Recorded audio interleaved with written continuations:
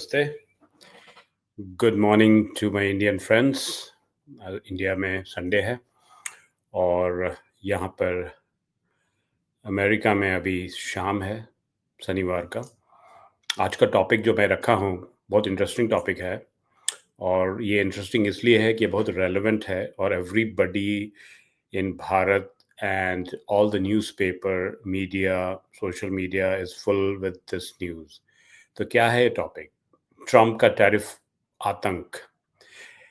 यह किसकी दिमागी उपज है? क्या ये राष्ट्रपति ने खुद सोचा था या ये डीप स्टेट जिसे CIA मेनली बोलते हैं, क्या ये डीप स्टेट की साजिश है या उनकी थॉट प्रोसेस है या किसी हार्वर्ड के प्रोफेसर की दिमाग की उपज है? वो हार्वर्ड जिसको प्रेसिडेंट ट्रम्प रात दिन बुरा कहते हैं, कोसते हैं, उसको आउट ऑफ बिजनेस के लिए धमकी देते हैं, पैसे जो गवर्नमेंट देती है ग्रांट उसको रोकने की बात करते हैं। सो क्या सच्चाई है? ट्रम्प का टैरिफ आतंक ये किसकी दिमागी उपज है? क्या सोचते हैं आप? मैंने एक बड़ा सुंदर एक मीम बनाया है आपके लिए, copyright to golgappe. I'll share that with you right now.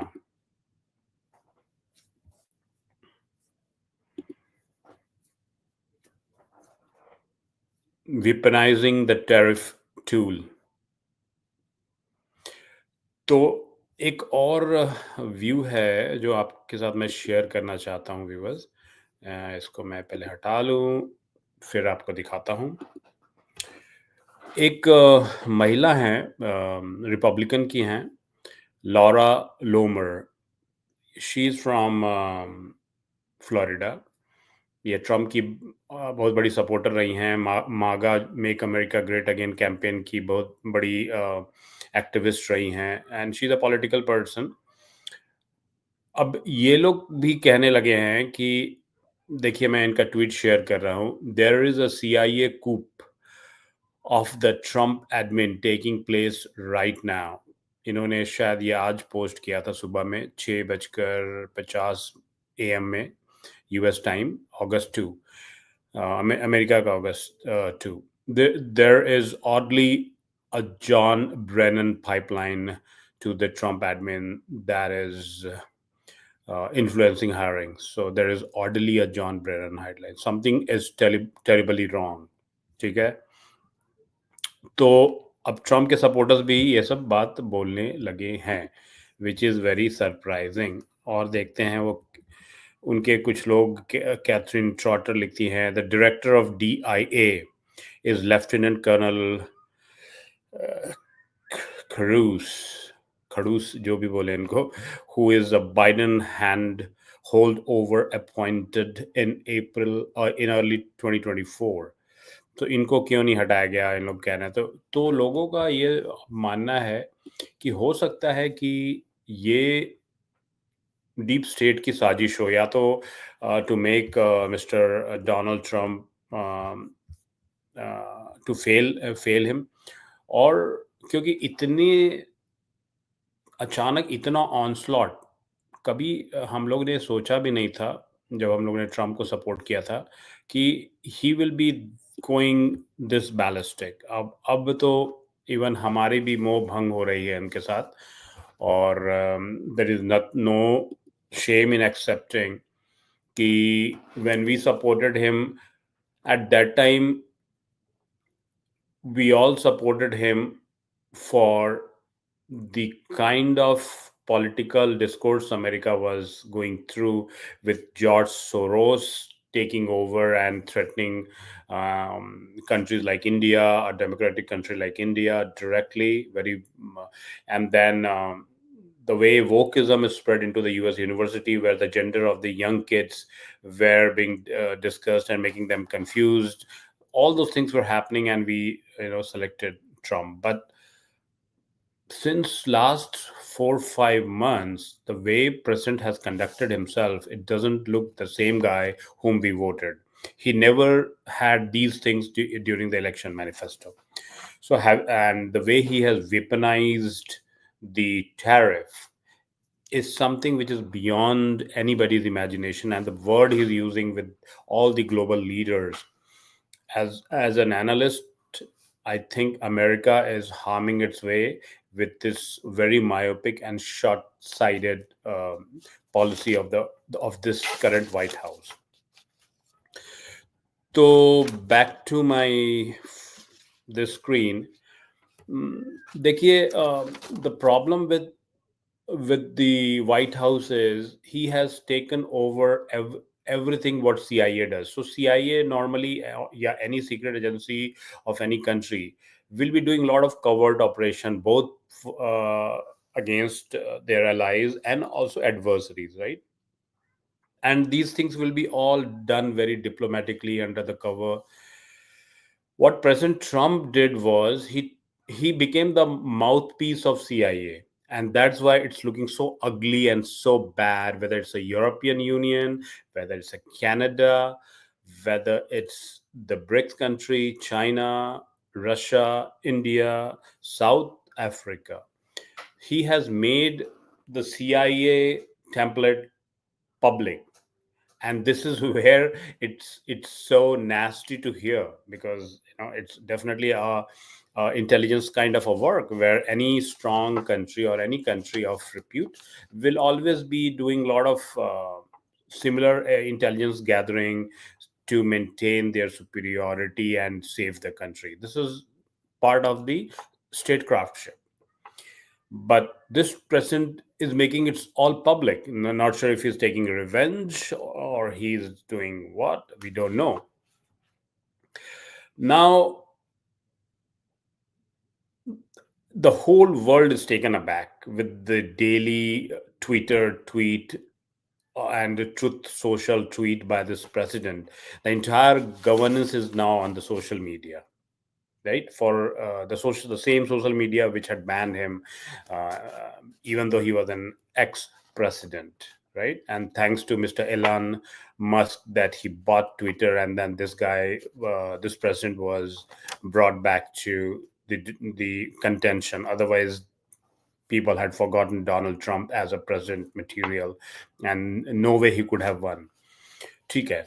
So moving ahead, there is a professor Sachs from Columbia University, and he has given a very beautiful interpretation of Donald Trump's situation, where he's saying that this is a Mickey Mouse syndrome with the president and the White House, and I would add Mickey Mouse and Donald Duck kind of a syndrome with Mr. President. And since this is the topic is about the tariff, what Trump thinks is that the tariff is the one strong tool to fix all the ailing problem which America currently has, which is the slowing economy, challenge of the de-dollarization due to the BRICS and other country formation, dollar no more having the same reserve power which it used to have. It has reduced from 70+% to 56%. People are buying more golds to make their currency strong. And then comes some literature or some idea to president that, okay, let me fix the trade deficit between the two countries by using tariff. And he thinks that the trade deficit between the two countries, say America and India or America and Europe, he thinks the trade deficit is not because of any other reason, but it is because of the stealing of the Americans' money by these countries. Such a boorish thinking. But and this is where the Colombian professor says that this is a Mickey Mouse syndrome. And why we say this is such a boorish thinking that a trade deficit is stealing of the American money is, first of all, why a trade deficit happens, right? What is trade deficit? It is like your export and your import, the delta between those two. So America buys, let me take the example of India. So America buys something from India, right? Say for $50 every year is the export. And then America sends few things to India which Indian consumer wants to buy from America because of the quality, because of the cost, which they could afford, whatever reason they like this product. This is necessity product, so they buy this product, and this product value is say $25. So the trade deficit between America and India is $25, and Donald Trump thinks that this $25 is because India is stealing Americans' money. Such a stupid financial thinking, because if you don't have a product that is required by the consumer, maybe due to the quality, maybe due to the very high price, or for whatever reason, or maybe it doesn't fit into that landscape, and you're trying to sell those products. Now the way he is trying to push, say, uh, the dairy products, or the agriculture products in India, the dairy products, without even understanding the landscape of the country, the faith. People don't take non-veg milk in India, right? The kind of meat product fed to the dairy cows, and those milk, it will never be sold in India. So, and you're trying to push that. So then there will be a deficit. Then you cannot say this is because you had a product which you were trying to sell, and you think because of the counter reciprocal tariff put on these things, you are not able to enter the market. That could be sometime true, but 90% time it is because your product cannot be sold there, and you require more products from that country, and that's why you have this deficit. Okay. A very And he starts blaming the trade deficit to these countries, right? And threatening he has threatened every country of the world, a typical colonial power which America was never meant for. America, the founding father, never thought of America of colonial power. The very reason why America came into existence, because they moved away from colonial power. Those Britishers who didn't like the way the whole colonial system, the way British king and queen were practicing, they left for a new land and they formed America. That's where the founding father of this country and the constitution of this country vouch for liberty, equality, all those things. So anyway, let me come back to Mr. Donald Trump. So let me give you one example. Say there is a credit card company, okay? So the credit card company gives you a credit card, and you are happily buying things from the stores, right? Beyond your means, right? Because you have a credit card. And why did you have a credit card? Because you have a good credit score. And why do you have a good credit score? Because all the agencies, whether it's IMF, credit rating, Moody, credit rating agency like Moody, all are in your control. So you are manipulating every damn financial institution, and you borrow from these company at a very, very minimal cost, and then you are giving these benefit to your people, and your people are happily buying things beyond their means and beyond even their necessity, right? So you keep on buying from multiple stores, and now when the time to pay comes, then you're blaming, oh, you cannot blame the credit card company, you cannot blame the stores, because you were the guy who made this expenses decision, right? So same thing is happening with this trade deficit. Your deficit is because you have less items to sell and more to buy, because you have a credit card, not the source where you have to slog to make that much money, right? Because as I said, you get very easy money. In aggregate term, we are saying is that the consumer ends up into the trade deficit, just not just by stealing, but because the America has very less product to sell. This results in the chronic large budget deficit, which is spend more, produce less. All right. And that is where Mr. Trump is taking this country through. And what has it resulted into? It has resulted into 36 trillion debt. More than 1 trillion debt is paid every year as an interest, which is more than the defense budget of America, putting security in big situation, security concern. Then we hear about the reciprocal tariff. Idea of reciprocity was to calculate what the other countries were doing to the USA goods, and then based on that, some number was to be arrived.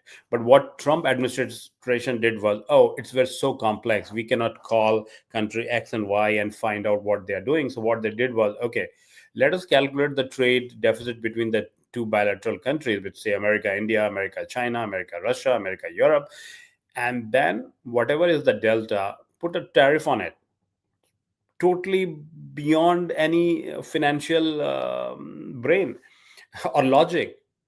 And this is where he has landed America into. Um, and before Mr. Trump puts the tariff on the world, there is a process in America where you have to go through the Congress approval, and then there are multiple courts which caters to international business in America.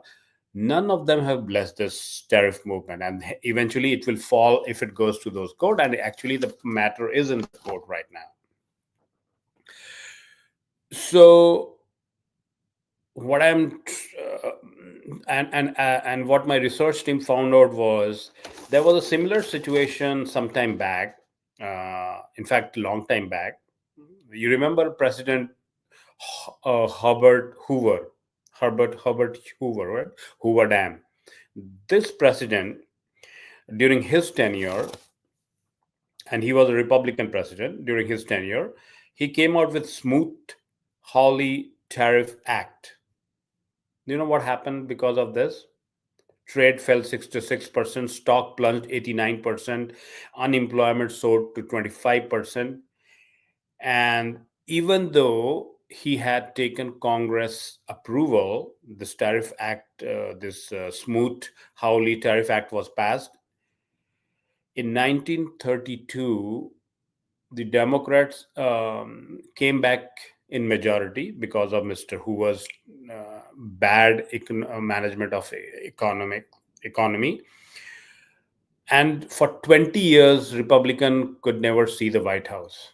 And Trump is probably bringing, it won't be this time America and, sorry, it won't be between Republican and Democrat. It's actually America will never be, if things are not fixed, it can never be going back to the, place of its solo power reputation. I think that is where we are all very very worried with this president. I'm not sure what he is trying to do uh, with all of this. Okay, so I explained you two things. One is the understanding of this president, why he's understanding this way, why he's putting tariff. He thinks that tariff is the trade gap between the two countries, so through tariff he's going to recover that much money. Okay, and the way he's calculating is, and as a nationalist, what he's doing, a lot of other presidents will also do, but there has to be a methodology to this madness. It cannot be like total madness, right? Every sovereign president will like to strengthen his country, and if you are in the position of power, and if you think that you can make a deal, you do that, right? But he has crossed all those logical understanding. That's what I feel, as of now. And as an Indian American, I'm also disturbed with the way he's targeting India with daily giving and calling even a country with the highest GDP growth rate as a dead economy. That's like, and that country is the biggest ally of America. And if they want to have some role in Asia, they need to be with India. That's where the Quad and all those things he has formed. But this president is so transactional that he's totally forgetting all of those things. I was talking to some of my MAGA friends, and they were saying that, hey, listen, India is still not that powerful as China. It's only 4.2 trillion economy, whereas we are 30 trillion economy. That's fact well taken. So 4 trillion in GDP term, right? That makes India around 11% of the current American GDP, right? Which is 30 plus trillion. So 10% of 30 trillion is 3 trillion, and India is 4.2 trillion. So they think India is not in that situation, and so Trump can, bully India. In 1965, Vietnam was $3 billion GDP economy. How much? $3 billion. And America, the United States of America, was $775 billion economy, which makes Vietnam as 0.5% of the entire American economy. And Vietnam is, from population and land size, is hardly, uh, I would say, out of 30 Indian states, it will be like not even one size of one Indian state. Okay. And that Vietnam War, we know what happened to the United States when it went solo. So don't underestimate and don't make a false assumption just based on the number. 4 trillion is a huge number with world's second largest army and 140 crore, which is 1.4 billion population, mostly 65% below 25 years, and the size of market, a democratic country, geostrategically placed in the Indian Ocean, where both Russia and China, your biggest rival and adversary, is situated. How can you be so stupid to make such decision, Mr. Trump, directly threatening your own ally? That's something which I totally fail to understand. Okay, then I will come to some financial data which I have. Um, uh, so, one more thing which I wanted to share with you guys very quickly, and because this lot of people will not know this, there is a guy, and actually my initial title, CIA or Harvard professor. So this whole idea of weaponizing the tariff comes from uh, research work done by a PhD scholar from Harvard. His name was Mr. Stefan Miran. Stefan Miran, Miran. He holds a PhD in economics from Harvard University. And this guy had written an article or some work, a user guide to restructuring the global trading system. Okay. And I will quickly read through this because it's very important for my financial um, experts and SMEs friends to listen to this, the whole thought process. Okay. This is very interesting. It's a two to three paragraph. I'll quickly read and then I'll walk you through a very beautiful presentation which I have prepared for you all. So what he's saying is the user guide policy paper essentially proposes using a tariff as a negotiation tool to drive down the dollar's value via a Mar-a-Lago Accord. They call it because no, we all know that the president lives in Mar-a-Lago in Florida, his house, right? So, in short, the overvaluation of USD, which is dollar, discourages manufacturing production in the US, which it in which in turn is because an overly strong USD makes it cheaper for US consumer to buy more imported products than to buy products that are produced domestically. Correct? That was his observation. Most economists believe the USD is overhauled by about 25%. So, a circa 20% depreciation in the USD is probably a prereq to achieve Trump's goal of reshoring jobs to the United States, right? And the dollar overvaluation stems from its role as the world's reserve currency. Countries pay for most of their imports with US dollars, right? Especially for the oil purchase.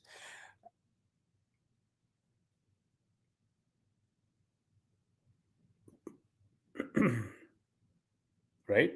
And let me see that. What else he has written? So what he's saying is he's so imports with US dollars, necessitating the central banks to keep enough dollars on hand to pay for their imports.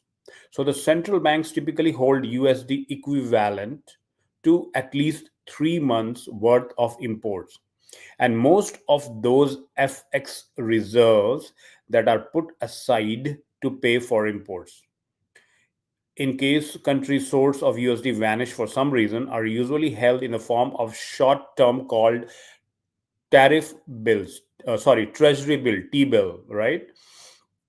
So what he's saying is T bill is a very liquid, and the value of T bill, which is the treasury bill, does not fluctuate much if and when there are significant changes in the USD interest rate. So the central bank can readily liquidate those financial instruments for cash that can be used to pay for imports in a pinch, right? When you are facing the heat, you can use that. However, countries like Japan, India, and even and China that have accumulated very large amount that have accumulated a reasonably large amount of USD foreign exchange typically hold a mixture of T-bills and longer dated US Treasury bonds, UST, right? I think China and Japan are both in trillion, and India is about 750 billion dollars, which usually earns high interest rate, but are subject to much bigger fluctuation in value if and when significant changes in USD happen. The net result of all the above is that the demand of US dollar denominated as reserve assets, right, coupled with a dollar safe haven status, reinforces its overvaluation by sustaining global demand for the asset. And then he's saying that the tariff can be used to encourage countries, companies to set up factories in US, which creates job in the US in order for them to avoid having their export to the US taxed, which is essentially how US Japan trade tensions were resolved in 1980 and 89 and 90.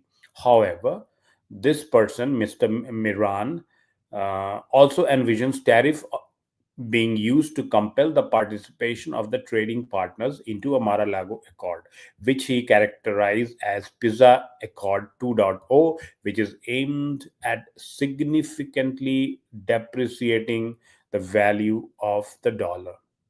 So, in nutshell, what this Mar-a-Lago Accord, through which is what he's trying to say is tariff on exports to the US that do not participate in Mar-a-Lago Accord, removing the US security umbrella for the countries that do not participate, example Europe, and taxing the interest payment of US Treasury securities held by the central bank that do not participate, like China or even India. Okay, so these are the so you see everything is echoing from this document which this current government is using, right? And they are so become so nasty that the president has totally lost his diplomatic attribute, and he is just blabbering every day on his Twitter twice or thrice a day, totally bringing America's standing down. Um, so that is one part of the story. Okay, guys. Second is there's a lot of people in West who thinks that the Asian country, especially China and India, China has caught up pretty big, but India, their per capita is low, so they can never be like them, right? And this is a Western way of thinking. It doesn't have to be always correct, because the per capita of America today is around 66K. Okay, per capita of China is $12,000, and per capita of India is $2,481. Okay, for 1.4 billion population to get into this 66K per capita, India has to add around $97 trillion. Are you kidding? Do you think like three times the current size of America, more than three times, is when you will come to the level of American per capita? And do you think per capita is the right mass to measure the strength of a nation? Remember Vietnam story with 3 billion GDP, it was able to give you a biggest military defeat. So you measure a country, so this per capita is a very Western concept, because the society is not a family unit, it is a broken society mostly, right? Every individual is an entity, so you measure the strength of the economy through this individual. But for a when it comes to a country, all these individual contributes a country, and that's where the economy of the country is measured. And this is what I'm trying to show in my presentation, which I have built for you guys. I hope you like it. So I will go to. So this is the 12th slide. I'll walk you through this. Trump's tariff weapon targeted both adversaries and allies simultaneously. Right. This is a copyright of this channel, this presentation. So guys, watch this. The first slide, this which I prepared. So what I did was I took few European countries and some Asian countries, and I have taken the GDP numbers. So if you see this column, under the country column, you have USA, UK, France, Germany, Japan, India, and China. Then, with the help of the internet, I found out since when these countries were independent, right? Some got independence from colonial masters, some got independence when they were formed, all those type of things. But typically what world accepts as when they actually started. So USA got independence some 249 years back, UK 318 years back, France 233 years back, Germany 154, Japan, which was a kingship, it was probably never captured since 1000 plus years, 1365. Okay. India 1947, 78 years, and China became People's Republic 76 years back. So the GDP in 2025 of USA is 30.52 trillion. Okay. UK is 3.84 trillion, France 3.21 trillion, Germany 4.74 trillion, Japan 4.19, India 4.19, China 19.2 trillion. Now, just like the way West keeps on beating you means the Asian population with the per capita GDP, which I say is a very superficial measure. I did, if 30 trillion was the total economy and America was independent for last 249 years, per year how much wealth America added. And then I calculated this. If you see this last column, With the current GDP, America added 123 billion worth of wealth to its GDP every year. So in 250 years approximately, it adds up to 30.52 trillion. UK 12 billion, Japan 13 billion, France 13 billion, Germany 30 billion, Japan only 3 billion per year since it's been independent for a very long time. India 50 billion. India, when it started in 1947, it was a very, very bad shape as far as the economy is concerned, thanks to the colonial Britishers. It added $50 billion per year, and it is 4 trillion economy. China 252 billion every year since it's got its independence. So what this chart, the same data but it's showing a different view, it's saying that no one creates wealth better than Asia. And then my question is, was was that the reason why the Nazi Germany was not bombed during World War, but Japan was? Think about it, guys. Going to the next slide. Now we all know that GDP is something which is, again, not every economist thinks that it actually measures the real wealth of a nation, because if I have $1,000 in my pocket, I can buy only certain things in America, certain essentials. Say I can pay my mortgage, I can buy some food, I can buy a few things. Similarly, for those 5 items which I can buy in America or USA using my $1,000, if I go to India, for those 5 items, I may end up buying it only for, say, $300 instead of $1,000.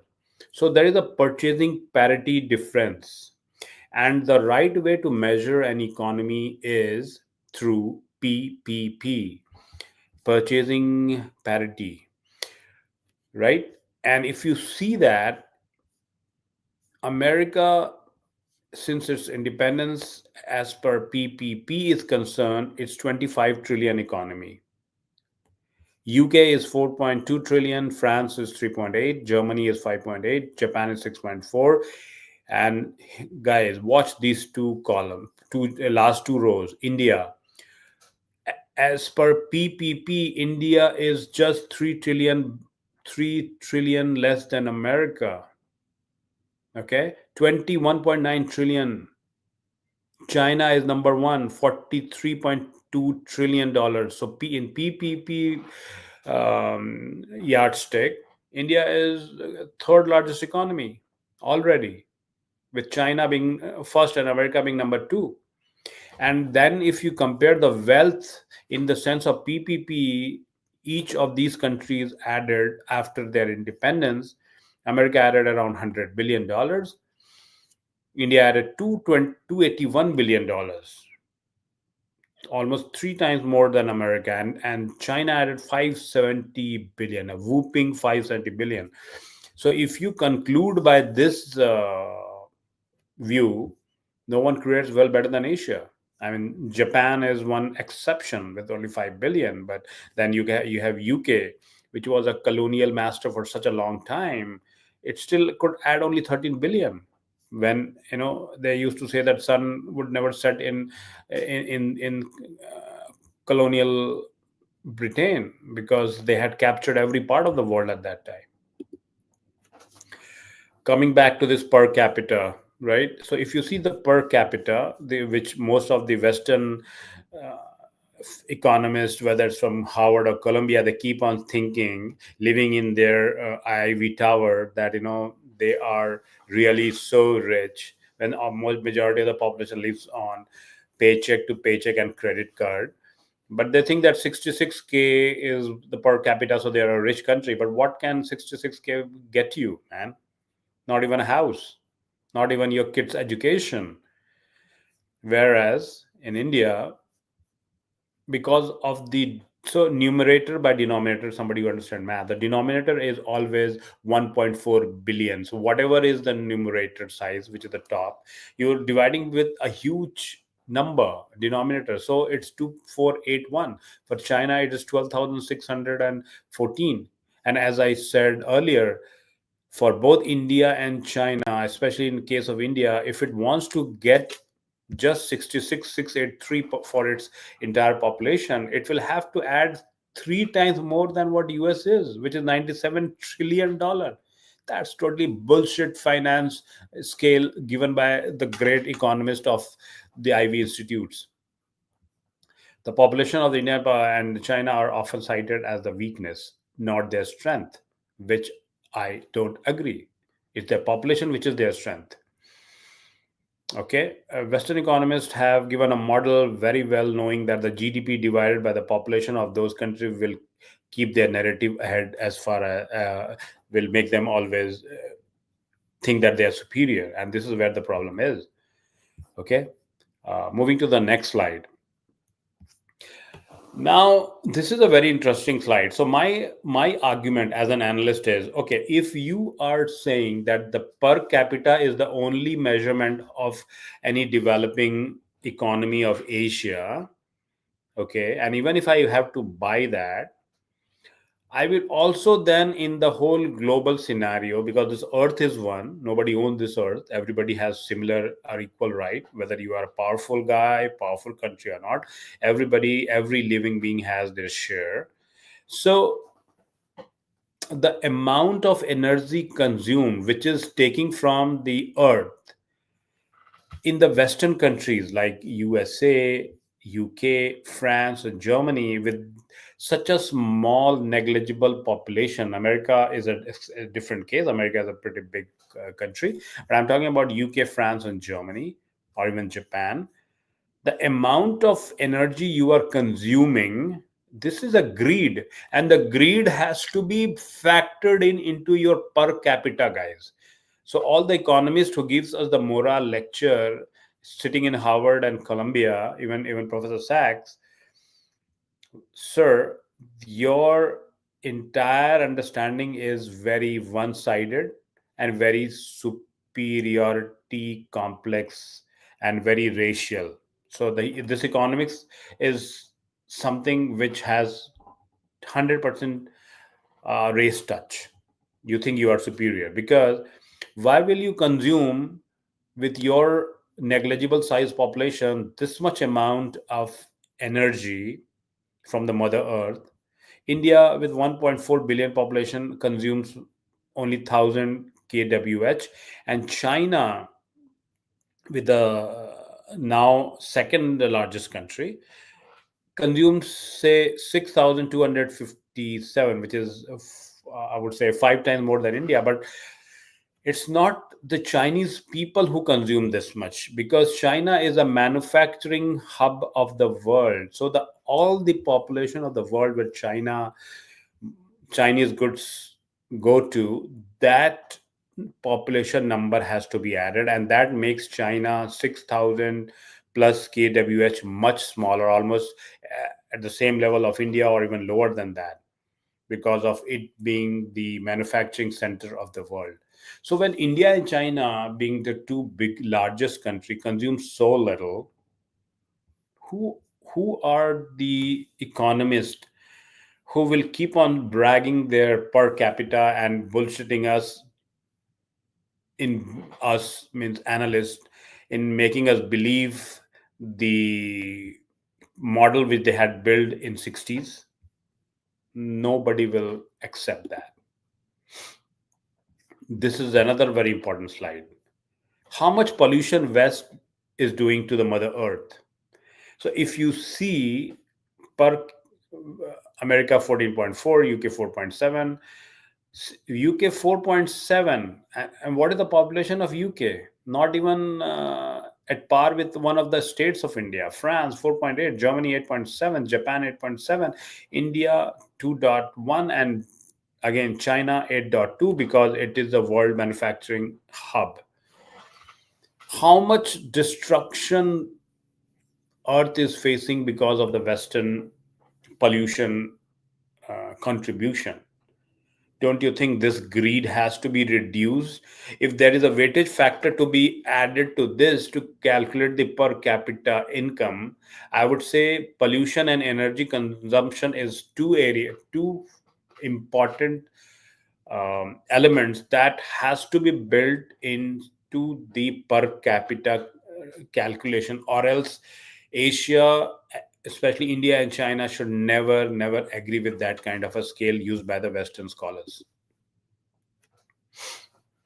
Now, coming to the America versus world, well, US is always a superpower. America, this slide shows you number of billionaires in America. So in 250 years, America have a huge number of billionaires, and the total value or the total wealth of those billionaires is around $5.7 trillion. So out of $30 trillion economy, selected few have more than, I would say, 12% of the wealth. In case of China, out of 19 trillion, they have 1.3. So they are also roughly around 10. But in China, government is the biggest wealth accumulator. So we do not have the right number, right? And we all know what happened to Jack Ma. So we don't know what the real picture. But let me take the case of India, 950 billion. So out of 4.2 trillion economy, the rich people in India owns around less than, I would say, 20%. Because four, right? 8, around 20%, right? So that's a sizable number, right? Wealth in a hand of few. But again, India 1 trillion is reaching around 1 trillion. China is more than 1 trillion, and US is 5 trillion. So just see from different perspective. Just in 70 years, India is almost 20% of the Indian billionaires have almost 20% of the US billionaires' wealth just in 70 years, which is around 5 times less than what US has from the independence perspective. 250 years versus 78 years, right? Then there is a book which I had written in 2020 during COVID time. India America War in 2047. This book is with the US Congress. It's available both on Amazon and also Barnes and Noble. If you can search with my first name and last name, Sharad Mohan, you will see this book. Whether India and America war will happen, is it a paradox? Is it a prophecy, or will there be any possibility? This is a very interesting book based on a huge research. I had given a lot of data there. At that time, there was no Ukraine, but there were a lot of other events. And my analysis was America will go against both its adversaries and allies. And see, this is what exactly Trump is doing. And I have predicted in my book, where I said that even though India will be a democratic friend of America, and America needs India to contain China in American scheme of things, especially the deep state. And that time, President Trump even named Indian Ocean as as India America Ocean, or India, something like that, right? With the Indo-American, Indo-Pacific, right? Something like that. He had named that region. But the way he's going after that, it's mentioned in the book that, but my calculation of the date was little like in 2047, India will be directly in, because by the time the size of the economy will be so big that the US will be feeling threatened, because US has no relationship mechanism. It treats everybody which becomes bigger in size as their foe, and they want to contain it. That's the foreign policy, stated foreign policy of this country. Okay. So India, because of its sheer size, irrespective of whether they are friend or not, they will go against India by 2047. Whether they will be able to win it, that's a different matter. It won't be a direct war. It could be multiple things. It's a clash of ideas, friction related to a lot of financial institution, global institution, treatment of any war for some other country. So many things would come up. But I had the calculation that by 2035, India, America, and China will directly go in confrontation. And we are seeing, because of Trump, those things little early. So I'll have to see if my prophecy is still going to be fulfilled. There is definitely a possibility with Donald Trump in the office right now. A paradox, yeah, paradox in the sense that even though two democratic countries don't fight among themselves, but the world is changing so fast that we don't know. It may happen. Now I brought some another interesting data. So as soon as Donald Trump gave this statement about India's economy and threat, and he was trying to put pressure to make them come for negotiation, there is a data which IMF upgraded as for India FY trajectory is concerned, and it shows India's GDP growth is 6.4, whereas USA it's 1.9, China 4.8, Germany 0.1. So Europe is definitely going through a bad phase. If you see France, Italy, Germany, and UK is the only country that is doing good. And thanks to its colonial relationship with India, it was able to sign most favored nation agreement just 2 weeks back, which will be boosting the economy of United Kingdom and also helping India. There is another data which is people who are obsessed with the per capita. Indian household holds 9.7 trillion investment, 9.7 trillion investment to rise amid financialization of savings, says Morgan Stanley. So almost $10 trillion is with the Indian household, right? That's the strength of that country. And that's what I was saying, that in purchasing power calculation, India and USA are breathing neck to neck, 25 trillion versus 21 point some trillion. Now, this gentleman has nothing to do with this picture. His picture is here because he's an Indian. Anyway, so we'll soon be a third largest economy, says the Indian Commerce Minister, Mr. Piyush Goyal, who responded to Donald Trump's "India is a dead economy's" remark. Well, every sovereign nation will react to that. India is a dead economy. President Trump remarked that India and Russia can take their dead economies down together. For all he cares. We have discussed enough about this, so I'll move to the next slide. So this is the data. When we say that India and USA trade, here is a snapshot.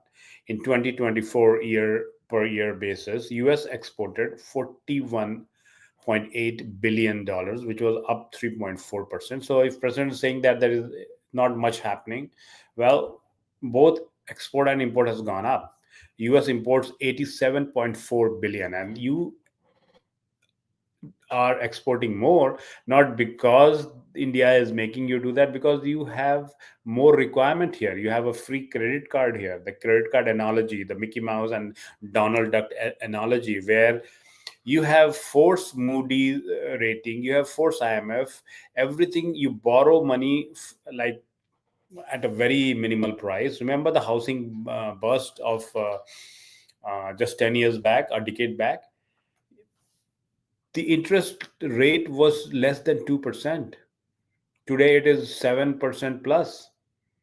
And then there was a second loan option. You could just down pay 5%, 2.5%, and you can buy like $1 million property, even though your income was just 100K or below. So, and that was happening because the cost of buying was very less, because you had control of the entire financial system of the world, which was wrongly done.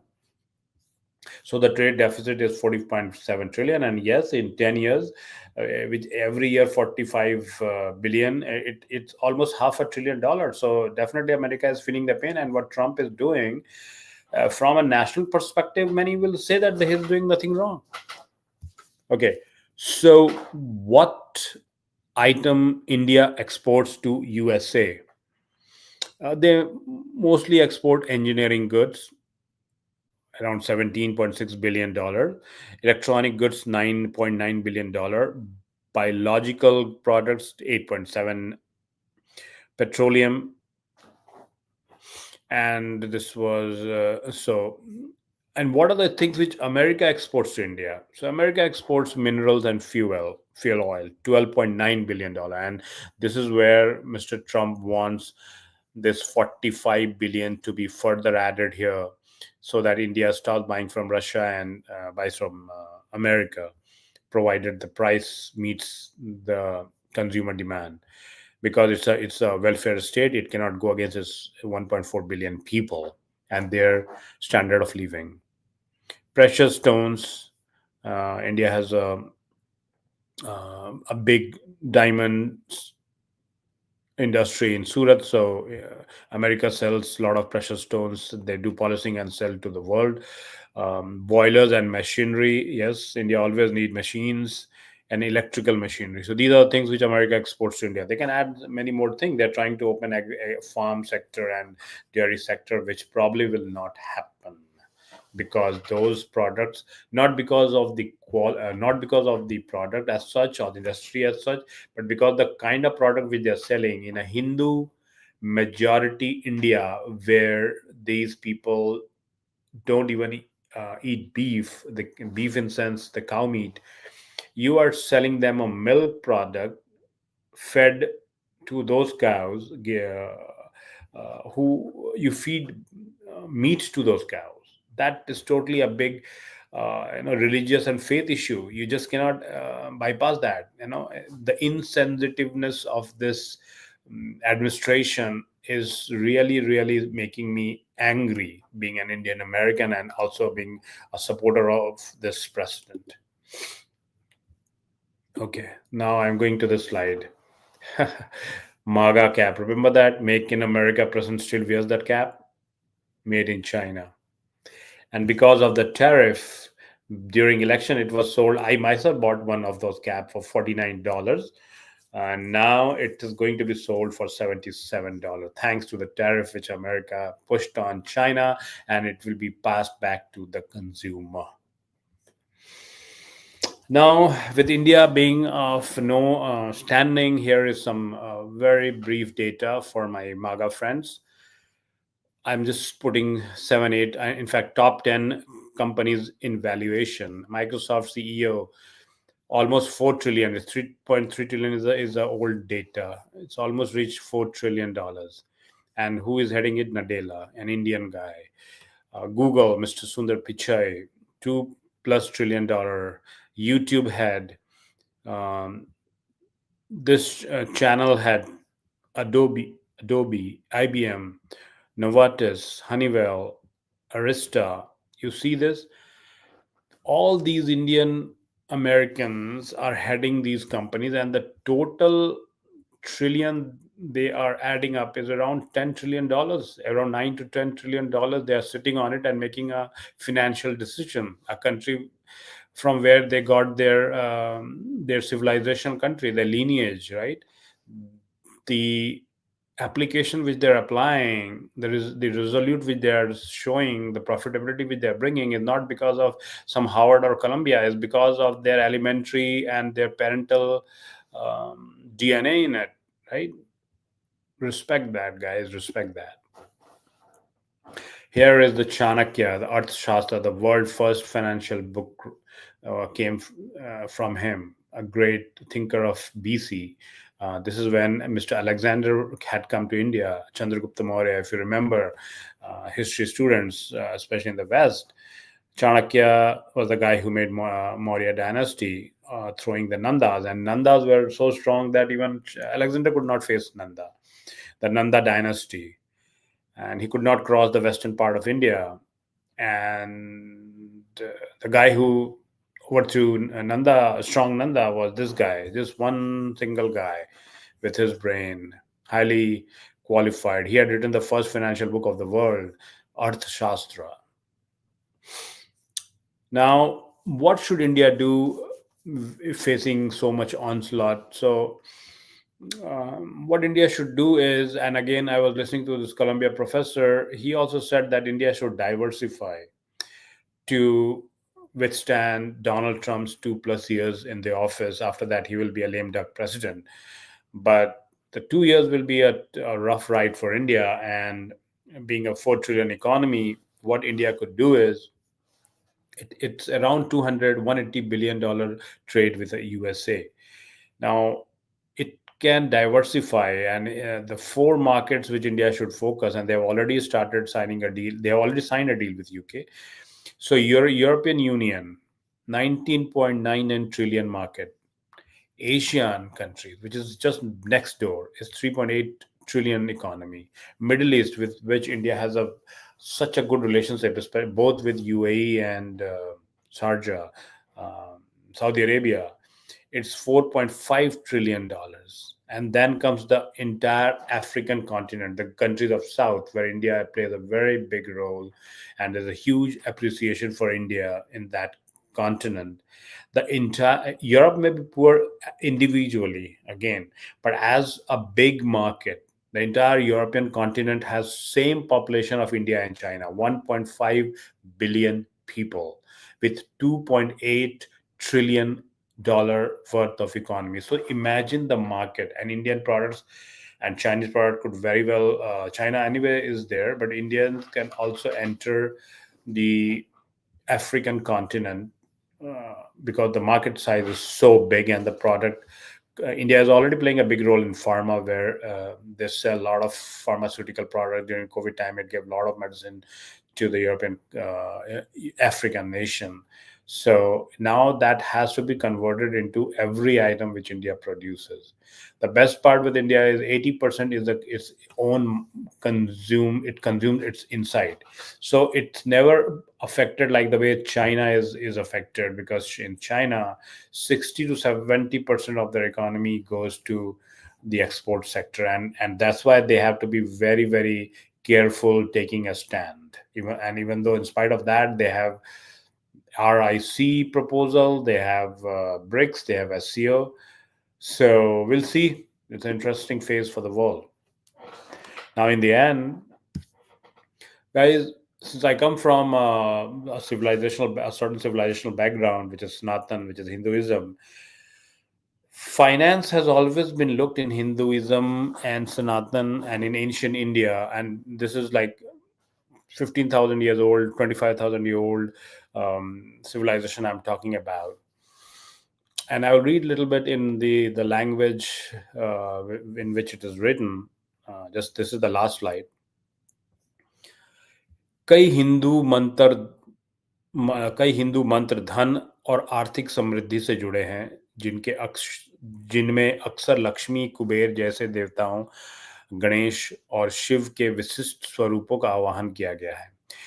अब जैसे लक्ष्मी माता का जो मंत्र है, ओम श्रीम रीम श्रीम, जिसके बारे में माना जाता है कि यह समृद्धि और सौभाग्य को आकर्षित करता है. सो दिस मंत्र brings you wealth and fortune, right? Goddess Lakshmi, Om Shreem Reem Shreem. Then there is a Kuber.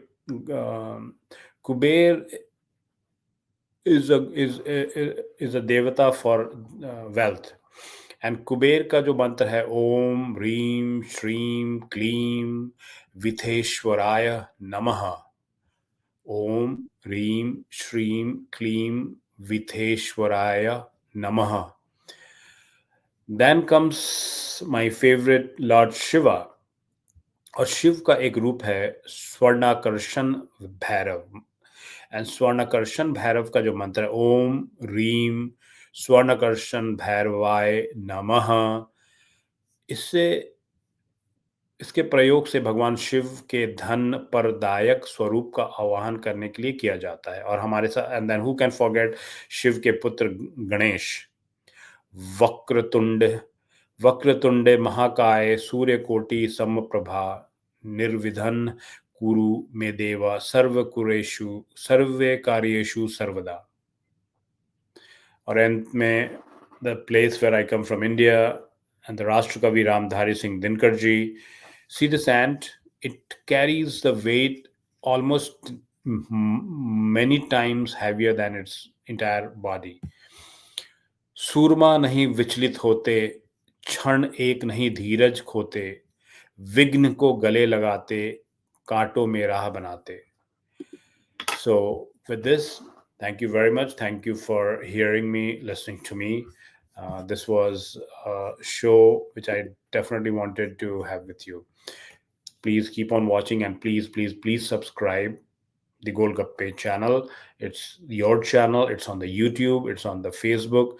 Please subscribe. Thank you so much.